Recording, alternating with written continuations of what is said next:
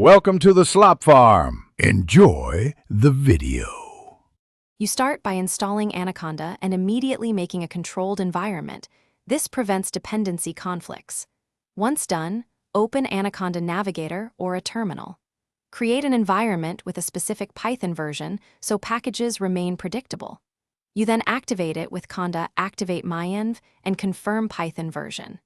Doing this first saves time because you isolate projects and make reproducible setups. Make sure to pick a clear env name and the Python release you need before proceeding to package installation. You now add the tools you need. Use conda install for major packages and pip only if a package is unavailable. This keeps binary compatibility. Once packages are installed, launch Jupyter Lab for interactive work or Jupyter Notebook if you prefer a simpler UI. Make sure to register your environment as a kernel so notebooks run inside myenv.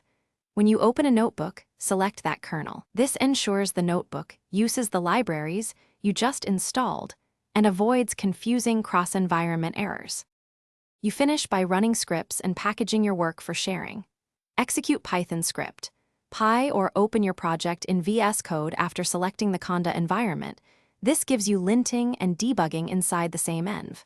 Export dependencies with conda env export env. Iml so others can reproduce your setup. If installations break or versions conflict, try conda clean A, then remove and recreate the environment. That often resolves corruption and ensures a fresh, consistent starting point. Thanks for watching. Consider subscribing if we helped you today.